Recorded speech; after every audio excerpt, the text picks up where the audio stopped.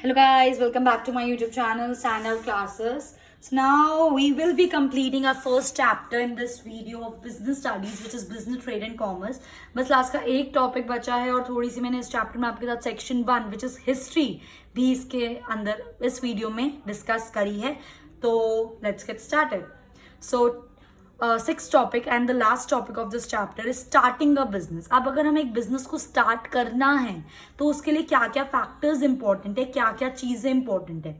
सबसे पहली चीज, बिजनेस का जो सक्सेस होता है ना, आगे सक्सेसफुल होगा नहीं होगा बिजनेस, वो किस पे डिपेंड करता है? वो उस एंटरप्रेन्योर पे डिपेंड करता है जो उस बिजनेस को स्टार्ट कर रहा है, कि उसके अंदर कितनी एबिलिटी है to deal with the problems, to make quick decisions. ठीक है, that all depends on the ability of the entrepreneur. ठीक है, फॉर एग्जाम्पल मैंने अपना बिजनेस स्टार्ट करा, बिजनेस स्टार्ट करके छोड़ दिया. I am not passionate about it, I am taking it casually. तो कैसे सक्सेसफुल होगा बिजनेस? और एक मिस्टर ए है जिन्होंने अपना बिजनेस स्टार्ट करा एंड उन्होंने अपनी पूरी जी जान लगा के अपने बिजनेस में मेहनत करी, सुबह से शाम काम करा just to make it successful. ठीक है, एंड ऑल्सो एबिलिटी भी डिपेंड करती है, एक्सपीरियंस भी काउंट करता है कि आप कैसे हो उन चीज़ों से, उन सिचुएशन से डील करने के लिए.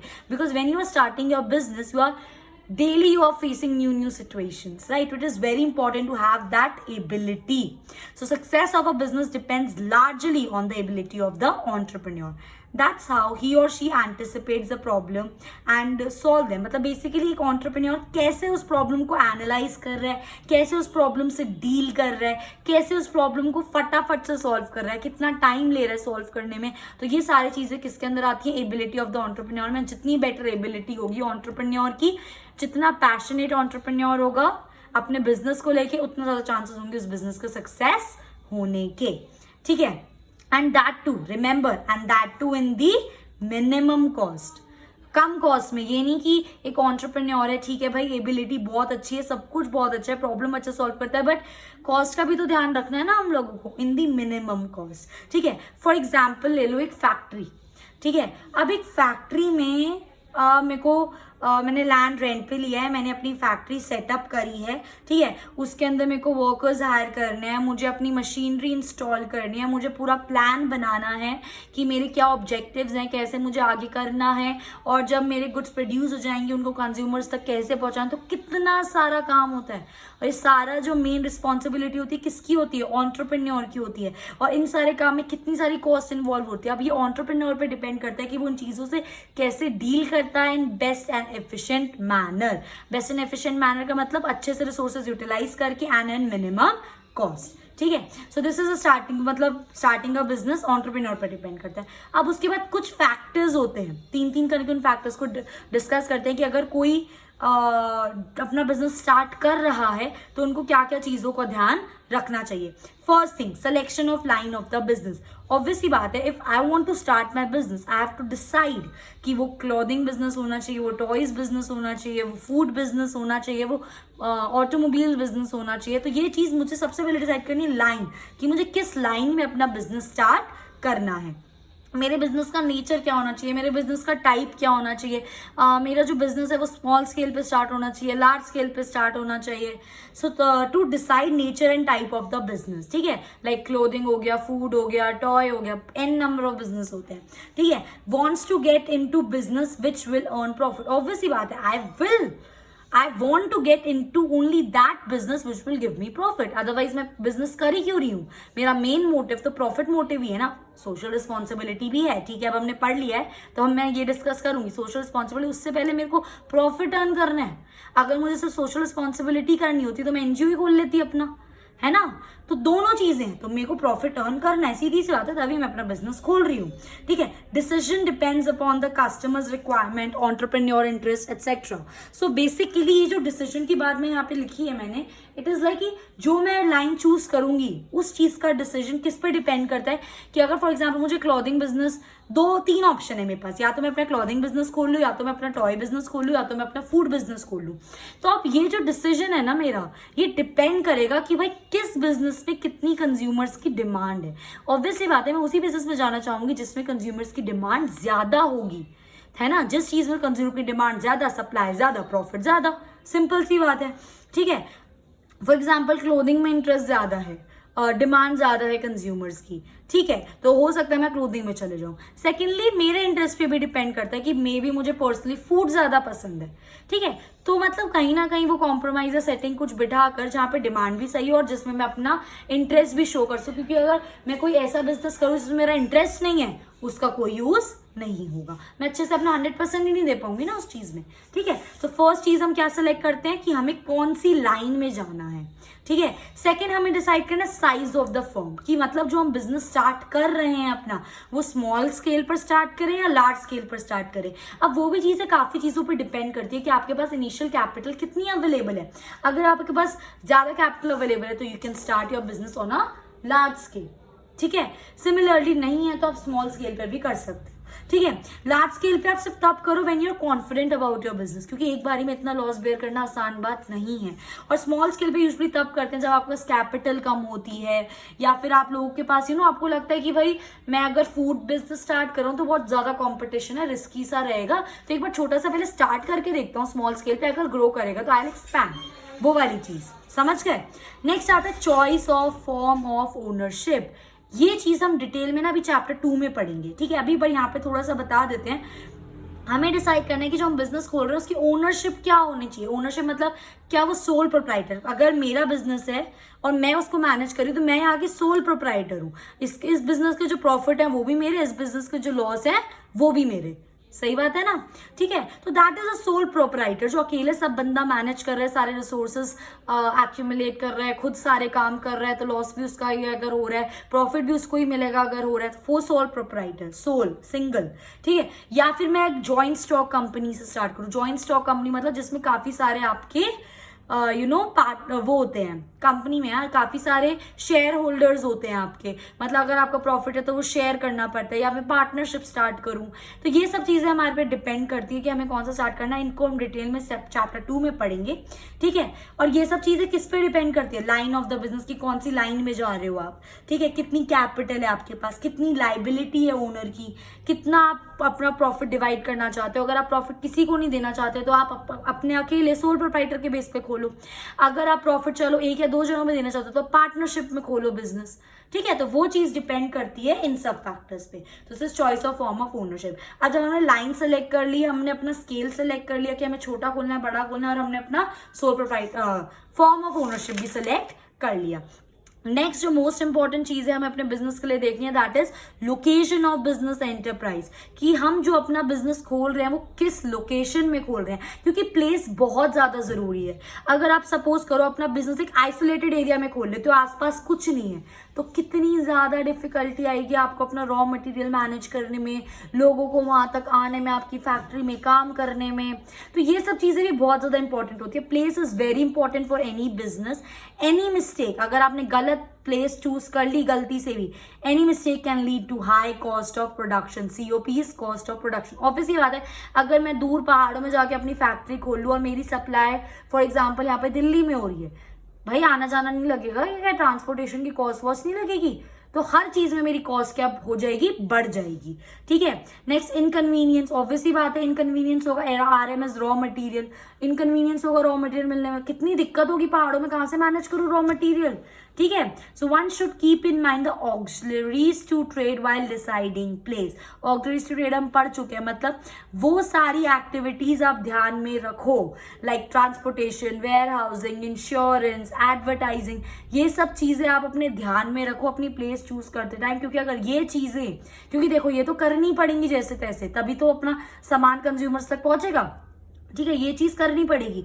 बट अगर बहुत दूर से कर रहे हो तो इनकी कॉस्ट बहुत ज्यादा आएगी, जो अल्टीमेटली आपकी कॉस्ट ऑफ प्रोडक्शन बढ़ा देगी, और अगर आपकी कॉस्ट ऑफ प्रोडक्शन इंक्रीज हो जाती है तो आपका प्रॉफिट क्या हो जाएगा, कम। सो प्लेस एक बहुत इंपॉर्टेंट रोल प्ले करती है जब आप एक बिजनेस स्टार्ट करते हो, ठीक है। Next is your financing the proposition, ठीक है। क्या होता है ये, funds are important for starting and continuing the business. Obviously बात है, बिजनेस स्टार्ट करना है तब भी पैसा चाहिए, और बिजनेस को चलाने के लिए भी पैसा चाहिए, कैपिटल बहुत ज्यादा इंपॉर्टेंट है, ठीक है। आपने अकाउंट्स में ये चीज पढ़ी होगी, एक हम इन्वेस्ट करते हैं अपने फिक्स असेट्स में और एक होती है हमारी वर्किंग कैपिटल। बेसिकली वो क्या होता है, फिक्स असेट्स में जब हम इन्वेस्ट करते हैं, ऑब्वियसली बात है मुझे मशीन खरीदनी है या मुझे सेंट्रलाइज एसी लगवाना है अपनी फैक्ट्री में, तो वो सब क्या है, वो मेरा एक वन टाइम इन्वेस्टमेंट है, तो मेरा मतलब फिक्स असेट्स में अपने खर्चा कर दिया मैंने, तो उसके लिए भी तो मुझे पैसे चाहिए।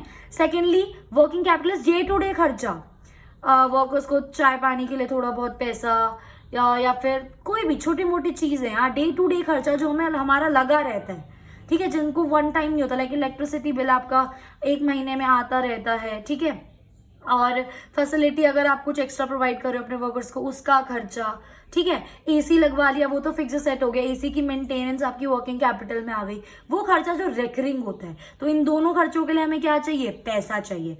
Thus it is very important, हमें बहुत जरूरी है ये चीज जानना कि हमें कितना पैसा चाहिए इन दोनों चीजों के लिए, हम वो पैसा कहाँ से अरेंज करें, और जब वो पैसा अरेंज हो जाए तो हम उसको कैसे यूटिलाइज करें। गाइस समझ रहे हो? तो ये 3 क्वेश्चंस आपको अच्छे से पता होना चाहिए कि बिना पैसे के ना बिजनेस शुरू कर पाओगे, बिना पैसे के ना बिजनेस अपना आगे बढ़ा पाओगे, ठीक है।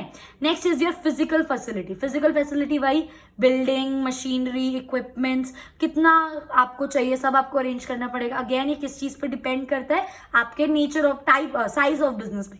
छोटा बिजनेस होगा कम मशीनरी कम लैंड की जरूरत पड़ेगी, ज्यादा बड़ा बिजनेस होगा तो ज्यादा की जरूरत पड़ेगी, ठीक है। और ये चीज और एक दो चीजों पे और डिपेंड करती है, लाइक फंड्स, जितने पैसे हैं। फॉर एग्जाम्पल मेरा बिजनेस तो लार्ज है पर मेरे पैसे कम है तो मैं कम ही मशीन्स अफोर्ड कर सकती हूँ, है ना। तो फिजिकल जो फैसिलिटीज होती है वो डिपेंड करती हैं आपके 2 चीजों पे, एक तो साइज क्या है आपके बिजनेस का, दूसरा आपके पास फंड्स कितने अवेलेबल हैं, ठीक है।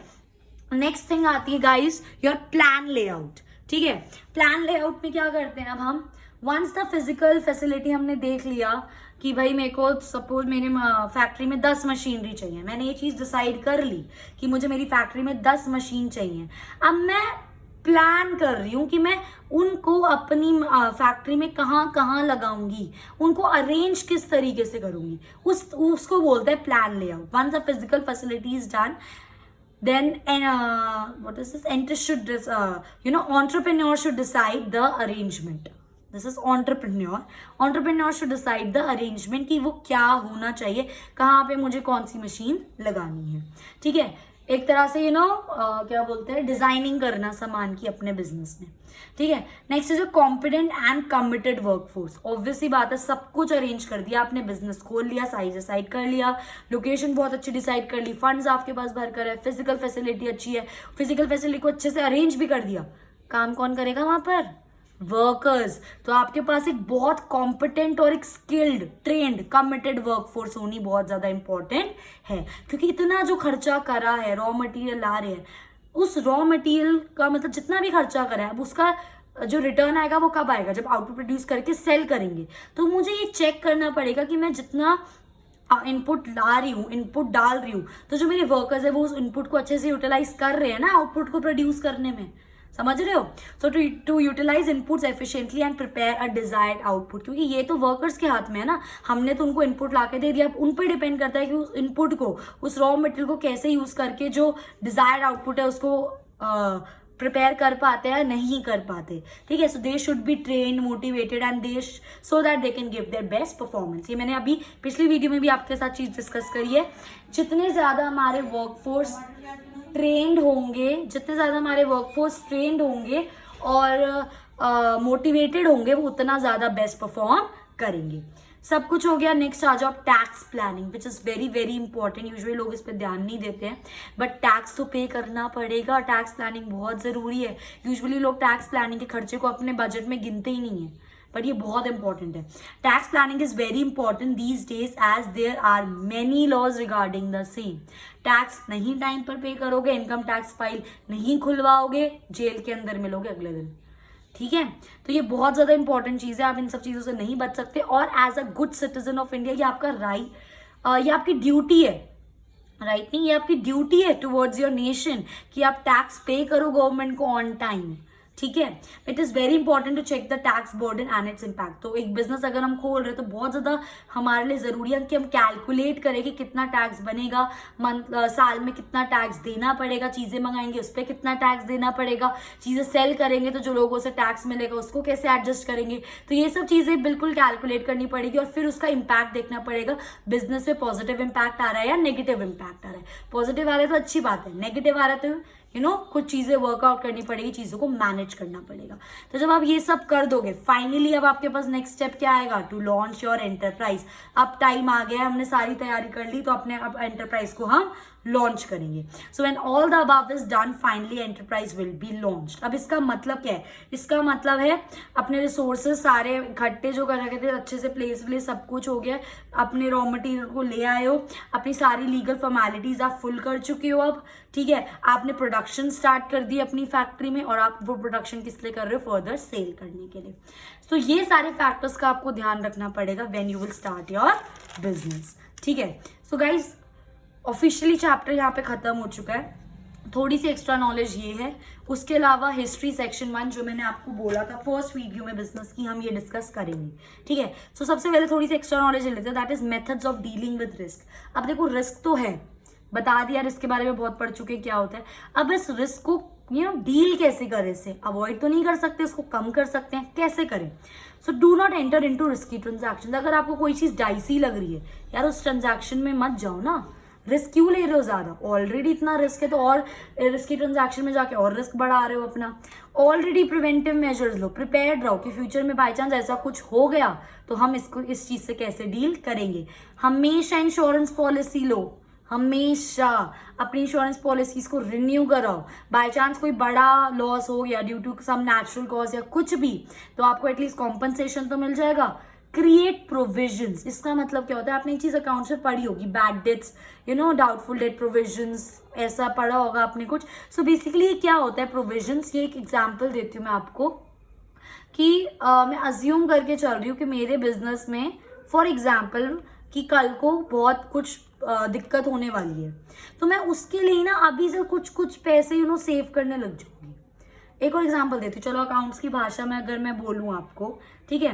मैंने किसी को सामान सेल करा क्रेडिट पर, उधार पर, अब मुझे डाउट है कि वो पैसा मेरे को देगा या नहीं देगा, वो पैसा मेरा डूब भी सकता है, बैड डेट्स हो सकते हैं वो मेरे, तो मैं उसका क्या बनाने लग जाऊंगी, प्रोविजन। तो जितने का मैंने उसे सामान दिया था ना, मैं उसके थोड़े थोड़े पैसे ना अपने अपने जो इनकम है उसमें से सेव करने लग जाऊंगी, मतलब एज अ प्रोविजन मैं उसको क्रिएट कर लूंगी कि बाय चांस मेरे पैसे डूब गए तो थोड़ा थोड़ा सेव करके वो चीज कवर कर सकूं मैं।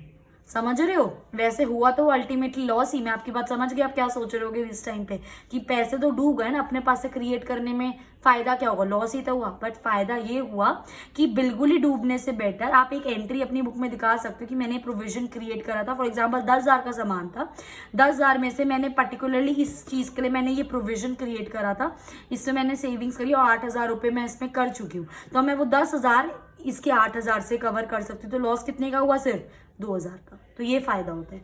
थोड़ा हम अकाउंट्स में चले गए, वापस आ जाते हैं बिजनेस में, ठीक है। प्रोविजंस क्रिएट करो जिससे आप लॉस कवर कर सको अपने।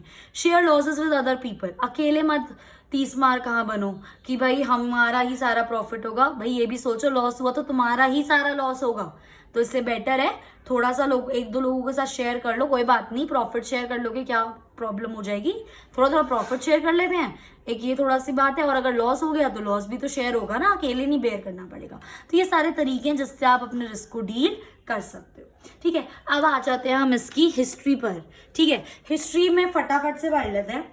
अब हिस्ट्री में पढ़ते हैं कैसे क्या था, ठीक है। सो जैसे हमारा बैंकिंग सिस्टम और हमारी मेटालिक करेंसी इंट्रोड्यूस हुई, ठीक है। सो जो हमारी इकोनॉमिक एक्टिविटी थी ना, वो बिल्कुल यहाँ से यहाँ होने लग गई, ठीक है। पहले तो बार्टर सिस्टम होता था, राइट। अब जब उसके बाद फाइनली बैंकिंग और मेटालिक, बार्टर सिस्टम का क्या ड्रॉबैक था कि भाई ये ए है ये बी है, ए को जो उसको देना है वो इसने इसको बता दिया, बी को जो देना है इसने इसको बता दिया, बट क्या पता जो बी इसको दे रहा है वो ए को चाहिए ही ना हो, तो इनकी ट्रांजैक्शन नहीं हो पाती थी। बार्टर सिस्टम में ये दिक्कत होती थी ना, तो उसके लिए मेटालिक करेंसी इंट्रोड्यूस हुई थी कि भाई तुम ये ले लो, उसमें तुम्हें कुछ एक्सचेंज नहीं करना पड़ेगा, फिर तुम वो करेंसी को आगे किसी और चीज के लिए यूज कर सकते हो। मतलब बेसिकली वो करेंसी जो हर जगह एप्लीकेबल है, ठीक है। तो जब ये चीज इंट्रोड्यूस हुई तो हमारी इकोनॉमिक एक्टिविटी यहाँ से यहाँ पहुंच गई, काफी ऊपर, काफी मतलब पेस से वो ग्रो हुई, ठीक है, एंशियंट टाइम में। सो पॉपुलर, अच्छा अब जो उस टाइम पे इंस्ट्रूमेंट यूज होते थे, मतलब अब तो हमारी करेंसी नोट कॉइन्स होते हैं ना,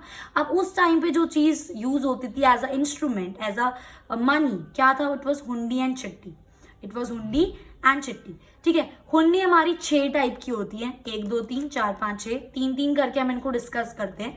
पहली हुंडी हमारी क्या होती थी? सहयोग हुंडी। दूसरी हुंडी धानी जोग हुंडी। तीसरी हुंडी फुरमन जोग हुंडी। क्या होता है ये? This is sahyog hundi which is drawn by one merchant on the other, ठीक है, which is drawn by one merchant on the other and latter to pay the amount to the third person. Technical हो गई ना थोड़ी language, चलो थोड़ा सा easy में समझाती हूँ, इसलिए तो मैं हूँ आपको इजीली पढ़ाने के लिए। सुनो अब ध्यान से, ये ए है, ये बी है, ये सी है, ठीक है, ए बी सी, हाँ ठीक है, डॉट, चलो इंसान बना लेते, ये ए है, ये बी है और ये सी, ठीक है। अब क्या बात हुई, ध्यान से सुनना, ठीक है। ए और सी पहले ही आपस में एक ट्रांजैक्शन कर चुके हैं। ए ने मतलब सी से कुछ खरीदा और ए को सी को पैसे देने हैं, ए को सी को पैसे देने हैं कुछ, फॉर एग्जाम्पल 10,000 रुपये ए को अभी सी को देने हैं, ठीक है। अब क्या हुआ, बी ने ए से कुछ लिया, बी ने ए से कुछ लिया 10,000 रुपये का, चलो अभी इजी कर लेते, कॉम्प्लेक्स नहीं करते। बी ने ए से कुछ लिया 10,000 रुपये का और बी ने ए को क्या दे दी? एक सहयोग हुंडी दे दी। यार सहयोग हुंडी इज लाइक, मतलब ऐसा कैश नहीं होता था, पेपर टाइप होता था चीजें, आप गूगल करोगे ना आपको पता चलेगा, ठीक है। तो बी ने ए से खरीदा था। अब ए ने क्या बोला कि भाई ये जो आप मुझे हुंडी दे रहे हो ना, आप मुझे मत दो, आप इसको सीधा जाके किसको दे दो? सी को दे दो। समझे मैं क्या बोलने जा रही हूँ? तो ये एक पार्टी थी, इसको ऑलरेडी पैसे देने थे 10,000 रुपये। अब बी ने ए से कुछ खरीदा और बी को ए को देने थे 10,000 रुपये, तो ए ने बोला आप मुझको मत दो, मेरी जगह आप सी को दे दो।